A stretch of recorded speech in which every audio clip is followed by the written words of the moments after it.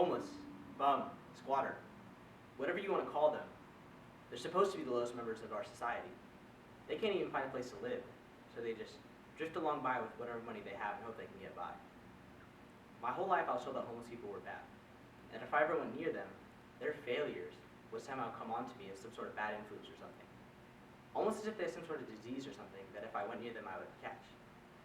And we all know the drill. If we see someone begging for money, it's always walk briskly by, avoid eye contact at all costs, or pretend like the person doesn't even exist. And in our heads it seems okay. In our heads it seems alright because we're not responsible for these people. It's not our fault that they're in the positions they are today. So why should we have the burden of worrying about them? But what if I told you to throw all that away? Get rid of the stereotype. They're people too.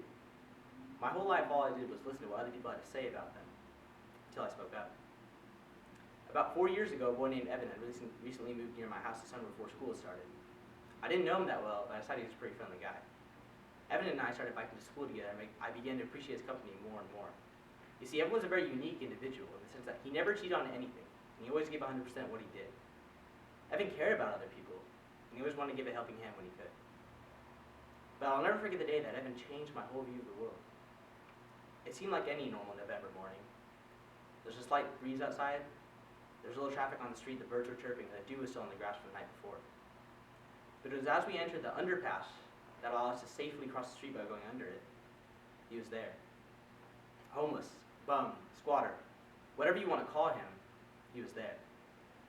Now, under usual circumstances, I would follow typical protocol, which is bike briskly by, avoid eye contact at all costs, and pretend like this man didn't even exist. But about 20 feet into this, I realized that Evan wasn't beside me to my left.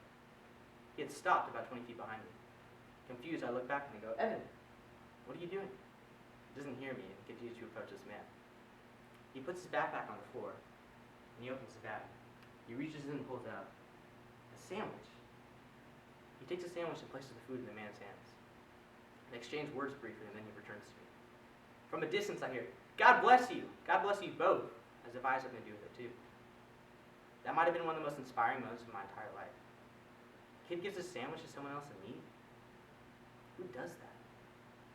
But the most baffling thing about all this was that the whole rest of the way to school, Evan didn't even acknowledge that this had ever even happened.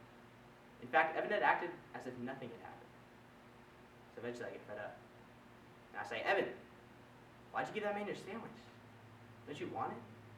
He goes, yeah. But he needed it.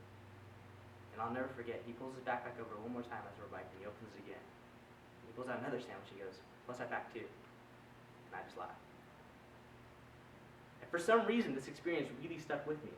I couldn't focus or concentrate on anything else the whole rest of the day in school, as I kept replaying the situation over and over again. You see, I couldn't fathom how someone the same age as I was could have that much courage, and more importantly, that much generosity to do something like that. To give up something that was theirs for no personal gain? Who does that? And it was this experience that led me to questions like, why were things the way they were? And that if my whole life I've been told homeless people were so bad, I could have it proven wrong right before my very eyes. Because what Evan did felt good. What Evan did felt right. He didn't need that sandwich, so he chose to give it to someone else who did. And it was these intangibles and these emotions that led me to some of the hardest questions that I'd have to answer for my very self. And those questions are at the heart of what I want to get at today. So let me ask you the same questions I asked myself 4 years ago. Are you content with the way the world is today? Are you okay with your life right now? Think about this for a second. I think before this experience with Evan, my response to these answers probably would have gone a little something like this. Yeah, my life is pretty good. I got a pool, a house, an Xbox, a bike. My life is set. That's what I thought. That's what I thought was right. But if you don't think, and you just listen to other scholarly people talk, you might even be able to think, yeah, the world is okay. And that these problems are things that other people can worry about. You can listen to all these different people speak about all these different issues and really believe that the world is going to be okay. That other people are going to solve these problems. You might even get to think there's no possible way that you can have any impact on any of this. But that's simply not true. think to fully understand the world for what it really is, we gotta first get a little detached. We have to take a step back and forget everything we know, forget everything we've heard, forget all the biases, and then come back and see what our world has really become. We need to get a little detached and take a good hard look at what our world has become. And what you see is horrifying. So let's try it right now. Forget what you know, forget all the bias, and forget what others have told you. And then step back in and take a look at what you see. I'm going to walk you through it right now. You begin to notice that these small little things that we tend to refer to as imperfections or blemishes are actually huge, gigantic gaping holes. And that these small things that we don't even think about actually signify everything that's wrong with our entire society. You begin to see that the wrong people are in power, the ones who bicker and argue and can't come to decisions, and the right people are out of power. You begin to realize that the wrong people are in jail and the wrong people are out of jail.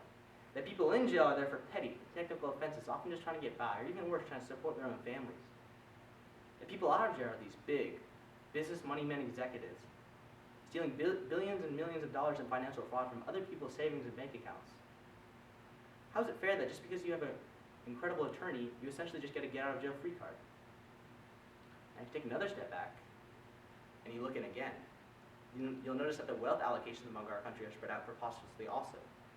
According to a recent study done by Forbes magazine, 85 of the wealthiest people in their entire world have more money than the whole bottom half. How is it fair that the combined wealth of 85 people is more than 3.5 billion with a B? Now it's clear to see with these staggering numbers that no simple law or decree is going to do any good. But instead we need a big, drastic, sweeping change of affirmative action. Now you take one more step, and you look again, you notice that not only are the allocations spread out correctly, but the way this money is being spent is also disturbing. According to votesmart.org, the California race for House of Representatives District 7 between Ami Bera and Doug Osie spent a combined $7.2 million on attack ads just alone. Ami Bera and Doug Osie spent a combined $7.2 million trying to show the world what was wrong with one another. Now, if there are 435 seats in the House of Representatives, an estimated $3 billion was spent just this year alone on attack ads. Our own government, our own Congress, spent $435 million trying to show the world what was wrong with 435 different people. Now, with that kind of money, would you show the world what's wrong with somebody else? Would you use that money to help somebody? And the one excuse I simply won't take for all this frivolous spending is, that's the way things have always been, or that's just the way the world works, because I'm sorry, but that doesn't justify the reason not to help innocent people. And it's because as soon as we accept that there's nothing we can do to change it, we've been defeated. Because so what if that's the way things have always been? And so what if that's just the way the world works? Then let's change it and make it something better. We cannot just simply sit by, idle, and not take responsibility for the things we've done. No, that's the easy way out of it. And we can't just wait for somebody else to do it either. Our world is not what we think it is. And these problems are not things that we can just simply turn and give the blind eye to like we do to the homeless. We can't shy away from these problems any longer. We need to embrace them and take action. Gandhi said it best, be the change you want to see in this world. Because our world is truly flipped upside down. And in fact, we all have something to give that we don't need. We all have something that we take for granted that could truly change somebody else's life. Realize that just like Evan, you too have an extra sandwich that you don't need. You too have something to give that you don't need. And so moments like this, in which we have an opportunity to do something good, that truly define us. So ask yourself, will you give that extra sandwich that you don't need to someone else who does? And when you do, are you now content the way the world is today? Thank you.